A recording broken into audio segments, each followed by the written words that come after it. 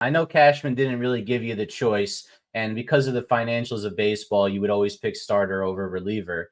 But my question is, if you did taking the money out of it and you could choose, which you weren't given that choice, starting pitcher or high leverage late inning reliever or closer? I loved both of them. What I will say is the only thing that I wish, because I'd have done either. I didn't care. I wish there would have been more consistency.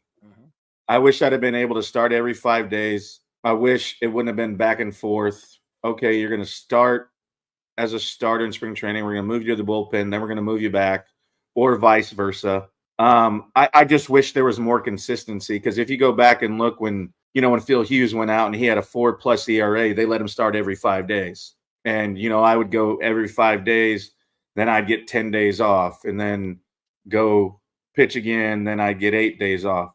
And if you go back and look at that year, when I started on 5 days rest, my ERA was under 2. And so I just wish there was more consistency. You don't know what it is. At that point in your career, when I'm that young, obviously getting to the big leagues faster than anybody in Yankees history, you don't really have a leg to stand on at that point. You just want to be on the field and help any way you can. I mean, I'd never pitched out of the bullpen before in my life. I mean, I didn't know what the hell I was doing. I was just watching everybody else. I was like, oh, I got to rub some cream on. I got to take some Advil. Like, yeah, perfect. I don't know. So it was kind of. Where were you rubbing the cream, my friends? Don't do it again, or otherwise you might get suspended for a bunch of games like Edwin Diaz did this year. Now you can't do anything.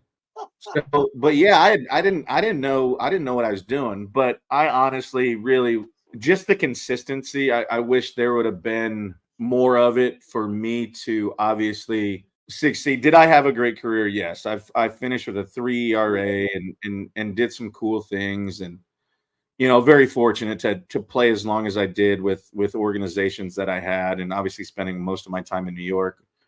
But it's just one of those things where I wish it would have just been more consistent for me. Like, it'd be like, oh, okay, well, he's just got to, throw more or work his legs harder. Well, there's nothing like being a runner on second and third in the 6th inning, and you got to grease BB up your butt because you're trying to get out of this inning and save the game.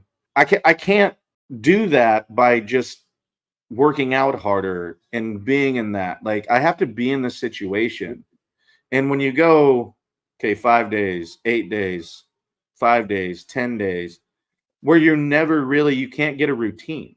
And then when I moved to the bullpen, you had a routine. Like, I knew that I would probably work out, run, play catch, compete in the same day.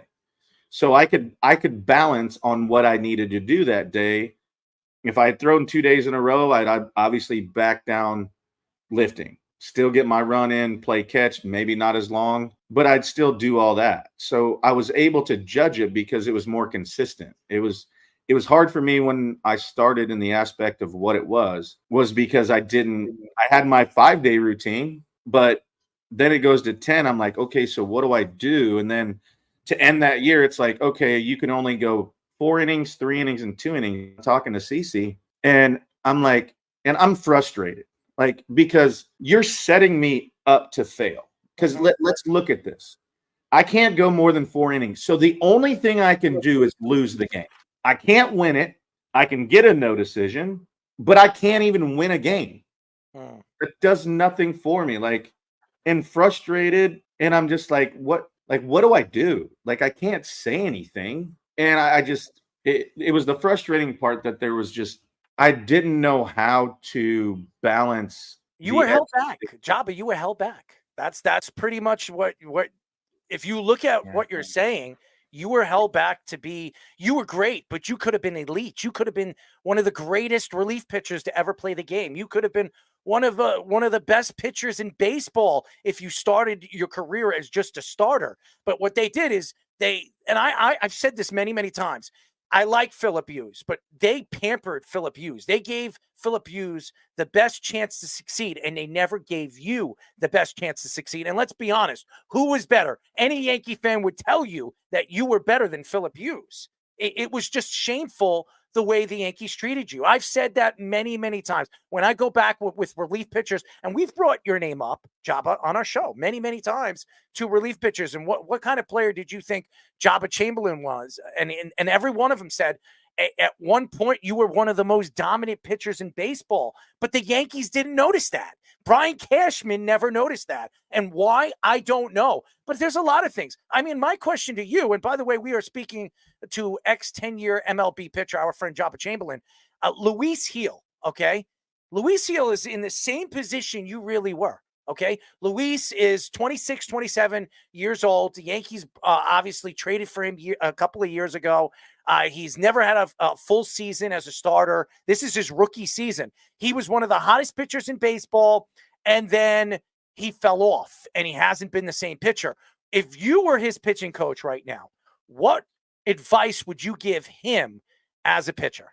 See, that's kind of the going into that story. I actually had this conversation with Wade Davis when he was in Tampa, and they were doing the same thing. And he was playing catch, and he came up to me. He was like, "Hey, they're doing the same thing to me that they did to you." And I'll never forget it. And you know, I hadn't been around that long, so it's kind of one of those first run-ins where like maybe I've done something in this game, even though I hadn't been around, where people like took notice and somebody actually asked me for advice. Is the first time where I was like, "Well, why the hell would you ask me? I haven't been around that long." I mean, yeah, I had. You know, I didn't have terrible years, but it wasn't whatever. I mean, yeah, I was throwing hard and this, but he goes, what advice would you give me? And I honestly said the same thing I told you. I told him, I go, you have to go to them. And I wish I would have done this, even though like I didn't have a leg to stand on because I hadn't obviously been in the organization long enough, or I hadn't been in the big leagues long enough, where I told him, I go, Wade, you go up to him and you say, I will do whatever you want me to do, but you either keep me at one or the other, but I'm not going back and forth. And then look what he did, becoming an elite closer for the rest of his career. And then that's where he stayed, and that's where he thrived, because he didn't have to worry about the back and forth. He had his routine. He had everything that he needed to do. And so that was kind of like the first time that I'd really thought about it, because, you know, it's, when you're going through it, you don't really have time to think of it. You get frustrated, but you're like, shit, I still got to pitch. So it's like, you don't have time to really think about it. And that was the first time I did. And I'm you know what?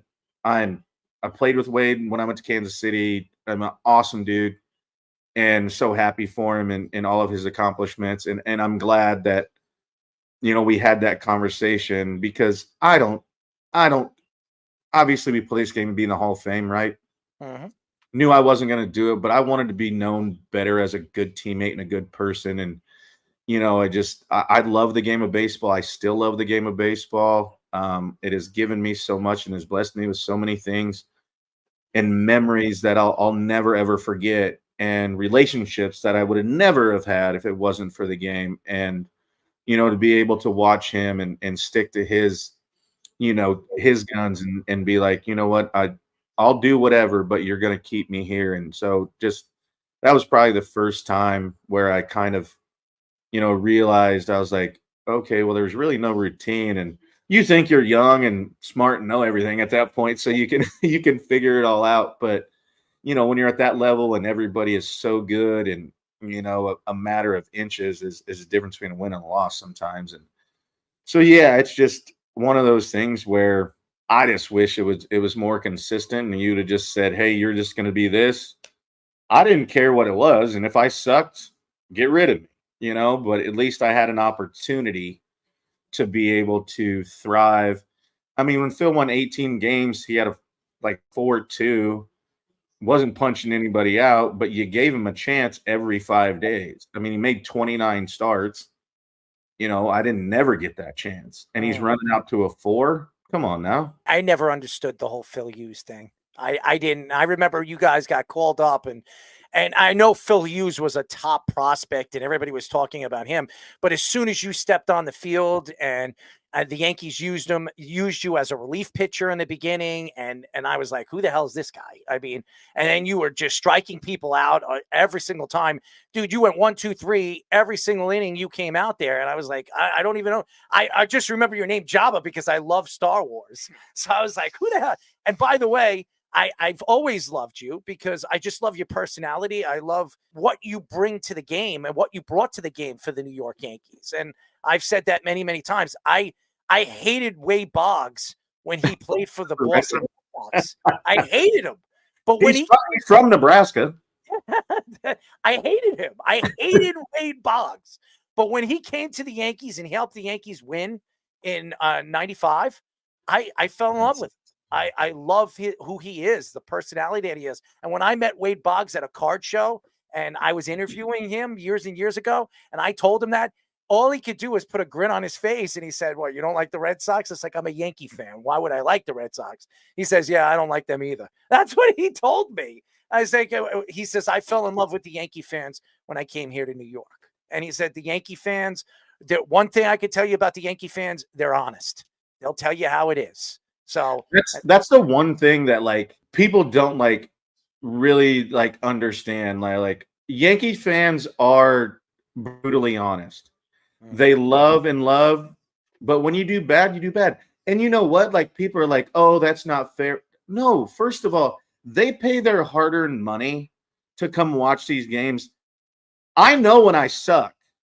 You have every right to tell me that I suck because you don't want to spend your time, your money, and be like, oh, I'm getting a crap product. Like, we're gonna have bad days. That's just baseball. But what they don't forget, doesn't matter if you had great years, bad years, but if you were a real person, you were honest, and you did things the right way, whether good, bad, and indifferent, they always remember that.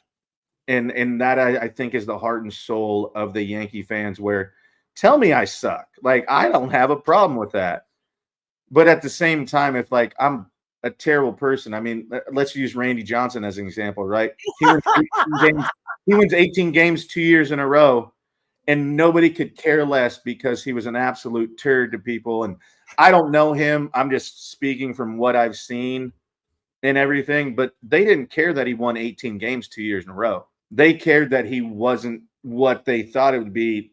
And the wins and losses didn't matter. And that's what I love. I mean, the fact that I still get to go back and people still want to see me and want my autograph, like, I'm just old and crusty, and I'm Carter's dad. Like, I'm not crusty. What are you, 38 years old? You're old and crusty? Get out of here. You see these great. If you're old and crusty, I'm ancient.